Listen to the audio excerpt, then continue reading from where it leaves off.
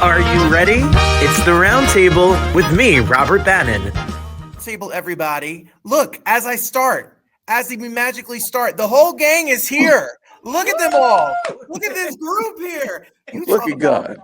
Look, I am obsessed with the idea of Cultivated Collective. I am obsessed with this introduction, this album that is out. It's been streaming since October 31st. I am in Detroit, Michigan right now. I have pastor in-laws. I have been listening to gospel music across this country, talking to some of the best. They have written, they have sung, they have performed, and they are now together as a super group gospel extravaganza that you need to be listening. This season, this holiday season, when you need some Jesus and some love in your life, they got you covered. Welcome to the show, Cultivated Collective. Come on, preacher. Wow. That was the best intro ever. I know, right? I was like, wait a minute, is he? Wait a minute, is he telling us about somebody? I'm like, this is good. Who are they? Right. It's you all. It's you all. I want people while they're talking that the album, the introduction, is out and it's streaming wherever it is heard. Anisa, we'll go around the group. Anisa, how did you become a part of this group? I would listen. So Joshua Arnu, who is the owner of Arnu Records, we have grown up together from high school, and we've been working together on music for a while. He met everybody individually and came to me with this idea and said, hey, all of y'all are the dopest singers ever, the dopest worshipers ever. Let's do this. Would you like to be a part of it? And I was like, all of who? And he gave the names, and I said, oh, David Bratton is in this? Yes. If Dave says yes, I'm in it. And Lamont, you mean #1 Billboard artist, Lamont? Yes, sign me up. and that was it. Yeah, it was so amazing meeting Shontelle, Josh Copeland. It's absolutely amazing. I'm so glad to be here. Well, you shout everyone else's credits out, but I mean, you may know Covered, which was a big old giant monster gospel extravaganza of a hit as well. You're no slouch, Miss Fowler. Hear of yourself. Thank you. I was glad when you said we got you covered, because every time somebody says that in church, I jump up. I be like, well, Lamont, you #1 Billboard single smash gospel recording artist yourself, my Jersey brother out here in these streets. What's it like now to take your solo work and all the work you've done around the world and now add it with these incredible artists? Man, listen, I'm humbled and I'm honored. Now, I got to be honest with you, Robert, you make me feel comfortable. So I'm going to tell you the real truth, how I got in the group. I threatened Josh. I'm like, you better not do this without me, or I'm going to tell everybody that you love God. There's no way. I would hate to be an artist outside of this. I'm so jealous. Yeah. Oh, I would be, we're being honest. You know what I'm saying? So I'm honored to be a part of this group, man. I love each and every one of these people individually and collectively. Like, I feel like God blessed me. He saved the best for last. This is good. Yeah. Shontelle, while we're talking about #1 records, while we're here, Jesus Will Fix It, #1 Billboard charted super smash hit. That is you come from a singing legendary family. You've been out here in these streets singing all around the world for years. People have been singing your music, and with all due respect to all of you, your music is ruined in churches every single Sunday. Y'all have the most beautiful cup and praised in the most beautiful way as well, all jokes aside. But Shontelle, you being with this powerhouse, how did it happen for you? So it's very interesting. I have to go back to Anisa. Anisa was the very first artist on Arnu Records. She doesn't give herself enough credit for that, but she was the very first artist for Arnu Records. So shout out to Anisa for allowing us to tag along with her. That's how I feel about that. You know, I met Josh. It's so very interesting. I met Josh at the Stellar Awards. I had to sing at I forgot it was the radio announcers concert that they were having, and I was supposed to go on at a certain time, and actually I didn't go on till like 2 hours later. So it was like after 10 o'clock, everybody was gone. There was nobody except for artists. So at this particular time, you had artists singing to other artists because the audience the radio announcers, everybody had left. And, I was struggling on, should I still sing? Because it's nobody here. Like when I say it was nobody there, it was nobody there. So my husband was like, nah, babe, go ahead and do it. Did it. Josh came back in the building. He was actually outside. He was getting ready to leave, and he heard the intro to the song. And I met Josh then. And so the rest is history. I'm so glad to be with a group of people that I call family. David Bratton, I've been knowing for years, from the Hawkins, Lamont. Listen, if I knew then what I knew now. Come on, preacher. Woo! Listen, that song does it for me every time. Yes. And Josh Copeland, I have been a fan of since Sunday's Best. So to call him brother, to call all of these gifted, anointed people brothers and sister, is just amazing. And I'm just so honored and humbled to be a part of this collective. Yeah. So good. It's so exciting. So David, for you, people have heard your hit records. They have listened to songs you have been written for other artists that are become timeless gospel classics. I mean, when you look at the songs that you've written for artists, if you work with Marette Brown Clark and Hezekiah Walker and everybody that you have worked with that are icons in this industry, you bring this knowledge and this history to the group. What is it like to be able to perform with these incredible performers? First of all, coming together with such great people. And I've always believed that if you have friendship and fellowship with people, then the music part is easy, right? So Shontelle, I've known for years. Anisa sung with me for years. Josh, who's put us all together, was sung with me and was a bass player and a singer with me for years. Josh Copeland and I did a feature on a tune called Eyes on You. And let me see. And Lamont, I've been listening to him for years. So the first time we got together, the connected way that we all sat and talked and enjoyed each other was one of the most enjoyable things that I've ever, had the experience of. 5 different artists from 5 different places who, one, love God as a primary. That's a big deal for me. And then I felt like the love of God was in the room when we got together. I said, okay, God, I got you. And once I realized the power of God, that what God had in store, and I've known Josh Arnu for so long. He's always been a great person of integrity, and all of these, the artists that we're working with in the collective, just great people. So when it was time to come together, I said, look, let's go. First of all, we've been friends. We've been hanging out together all over the place anyway. So let's do it one more time. Let's do it one more time and make it official. And the album is out, and you could be streaming it right now, everybody, wherever it's heard. So, Anisa, how do you describe the sound of what's on this? Ooh, I know you're asking me, and I'm stealing Dave's answer, because he always says it's the sound of the church. And that's what I really love. Like, really, you can sing this. Your praise team can sing it. Your choirs can sing it. It's a song to bring the entire congregation together. Every single song that we have. And we recorded about 12 full songs. Only 3 is on the introduction. And I know it took Josh Arnu like forever to pick which 3 to release first, because all of them are fire. So it's a sound for everybody. You said everyone could sing. I'm not volunteering to sing them. I'm leaving it to the professional. You all, I'm still trying to get my church clap down. So let's just leave it at that.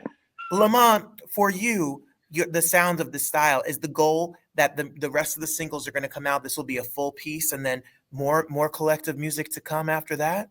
You guys are in this. I'm. You know what? It's funny, because if you ever experience God blowing your mind, it's more like, okay, God, I don't want to mess up what you've done, because none of us could. See, none of us could even think this far to see. Exactly. When we did the recording, I thought we were getting together doing recording, and while we're trying to learn all these songs in a week.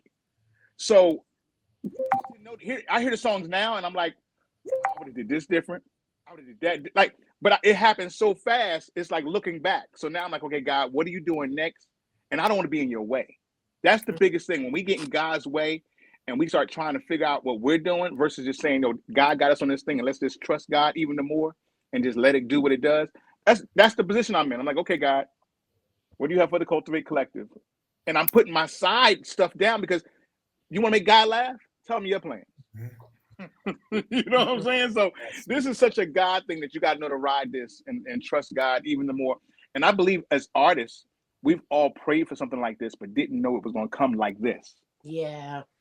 That's you know, right. it's like, wow, this is a cheat code that God has given us. Because as solo artists, it's 1,000 of us out here.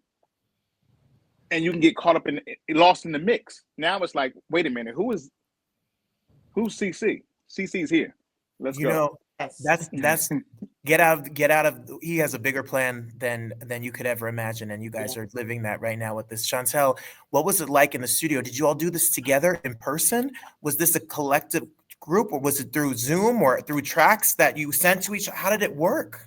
So we were all sent like these So Joshua Arnu, God bless his heart. He did the dummy tracks, the scratch vocals for everything. So we were trying to. I can't speak for everyone else. I just speak for me. Some of these tracks, Go ahead. You speaking? You good? Some of these tracks I was laughing at, and I was like, now, how we going to breathe life into this? And how we going to sing this song? Because, oh, Jesus, this is wordy. Oh, Lord. Wait a minute. Hold on, Josh. Don't you send me another song. Josh, don't send me another song to learn. And I got to be in New York. So we all learned this in about, like Lamont said, we learned this in about a week's time. We all came together. About 4 days before the recording. And that was the very first time that we had all sung together, sung the songs, period, versus just listening to the scratch vocals that he had sent us like a month prior, just so we could, the character of the song could just get in our spirits. Yeah. And so then coming together the week of with the background and the band, like doing those last minute, I'll just say it like that. I'll just say it like this. It's the nuances, and because, the devil is in the details. Mm-hmm. And by all of us being very professional and perfectionists, it almost seemed like there was things that just wasn't coming together. And it was like, Josh, it's 15,000 songs. Wait a minute. But to get to that night and for God to just show up, even in the midst of us not knowing lyrics and us having to read some of the lyrics because it was so many songs, us having to read the lyrics on the screen.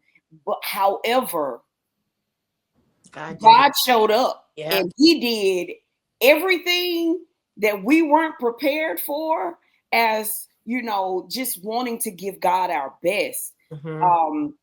He showed up and he filled those voids. And so studio, we were all in different places as far as post-production, but it was easy to go back in the studio and just recreate what we had already done because God had basically gave us the foundation for everything. So I just thank God for that because he showed up and showed out. The blueprint was laid out for you. You all just delivered. That's David, for you. Your history of as a writer, as a producer in the studio, choir. I mean, you're in a college university right now, you're a choir master and director. What's it like to pick pieces and parts and vocals? How did you all work that through with recording this? Who's singing? I know church music. I'm an alto today, and the next song I'm a soprano, and I'm a tenor. The next, you better sing all the parts at any moment. Listen, all of them. When I tell you, as Shontelle was saying, Josh sent out, you do this, you do that. And I'm like, okay, what are you doing? and then when we got together, we executed what he sent us, but then he gave us the room to make adjustments as we were together. Like I started hearing things in the music, and I would talk to the band and say, "Hey, can you do this at the front of the song? Can you do, or let's make sure we do this, or what's the best way to approach this?" And everybody was collaboratively Yeah. willing to say, "Okay." There was nobody saying, "You can't talk to me because you're on the singing side, I'm on the band side," or whatever the case may. Sometimes these lines are drawn, but to me, my main line is, are we doing the assignment God gave us to do? Yeah. And let's make that the primary, and everything else has to be subject to that. If you believe I'm a person that really loves God from my heart, I'm not going to hurt you. I'm going to try to figure out how we can help each other get better, be more effective, and change the trajectory of where gospel music is heading. We need to get back to having the whole church sing as opposed to having five people entertain the congregation. This Yeah. doesn't work that way. It's not as powerful as it would be if simplify the songs, make it palatable for the entire church. And when they walk out the building and you have 5,000 people singing your song, you don't have to worry about streams. You don't have to worry about sales. You don't have, because these people are singing it in their house all along. And just that relationship will cause them to say, "Hey, I'm going to support this music that I love to sing in my house all day long." So Yes. I'm grateful to God. Yes, sir. This is going to be something that you can sing, you can play in your praise team. You could be playing at church. You'll be playing it at the house. You'll be playing it when you get ready, when you're cleaning the bathroom, Come or you're on, cooking sir. your dinner, or you come home from work and you need a moment because your head is spinning and you don't know which way is up. This will center you and bring you right back to what Sound matters like and you've what's. been preaching, sir. You know what it is? It's the in-laws. If you grow up in a church, now you know. Go My ahead. dad's a Go ahead Lance. and find your. Go ahead and find your key and tune up. I got you. Come Go on back here. to We it. got you.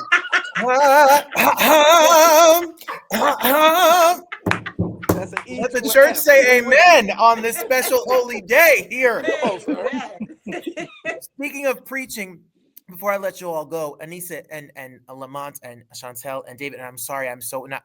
I should be like Miss Fowler and Oh Mr. no, we're good. Oh, Miss that's No, okay. you're good. and No, Mr. you're Bra- good. what is your Down my name. prayer and your hope when people listen to this, Miss Fowler? I really want that the lyrics of the song become prophetic for them in their lives. That when they sing anything that we're singing on this album, that they speak to the diseases in their body, that they speak to the situations in their relationships, that their children come to know God, that anything that's broken, that the oil in this song would get into those cracks and bring their families together, bring their bodies together, bring people back to church. I pray that there are people that have walked away from Christ because the church has hurt them, because people have hurt them, because they've hurt themselves, that they would hear these songs and say, you know what? I'm going to find a church on Sunday. Come back. Yeah. Oh, how about you, Lamont? You know what? I have to piggyback off my sister because the words on the song, from Cultivated to Infinite King to Anything Can Happen, they speak life. Yes. And we know that the power of life is in our tongue. And whatever your situation is, he's bigger than that. You know what I'm saying? So if it's cancer, God is bigger than that. Anything can happen. If it's diabetes, anything can happen. Infinite King means exactly what it says. Like, these songs are so prophetic. And I want to give a shout out to, real quick, I don't mean to take off course, I want to give a shout out to Josh, our new, and the producers of this project, because as they were sending us information and material, they already heard the sound of it. I couldn't catch the sound of where we were going. And when we heard Cultivated Collective, it's a rock gospel song. Yeah. Like you have to be willing to be edgy enough and trust God enough to take the sound that way. And this guy, man, like, even when he put us together, like, I think Josh has vetted us for years. He's an overthinker. So he's tried to talk himself out of it if he could. Yes. So I gotta say, this guy's a genius, man. He really is. Not just putting us together, but even musically, and even strategically with the introduction. I would hate to be the one who had to pick out songs, but these songs are prophetic. So good. Shontelle, how about for you? And yes, shout out to the Josh this weekend. I was just getting ready to say, shout out to Josh Copeland, who wasn't able to make it. However, shout out to Josh Arnew, and the think tank behind this brain. And then shout out to the producers, Sean Keys and Paul Ingram. Paul Ingram, the MD for the live recording, Sean Keys, the musical producer. Really appreciate them. The song "Anything Can Happen When God's in the Room." When you make room in your heart and in your mind and in your soul, anything can happen. That's all I'm gonna say. What else is there to say? And David, tell us. So I don't know if I ever talked about this before, but when I actually came to one of the rehearsals that we had, I think it was in January.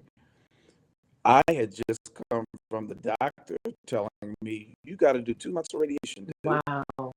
And I was like, and so then I walk into this rehearsal and we're doing this anything can happen.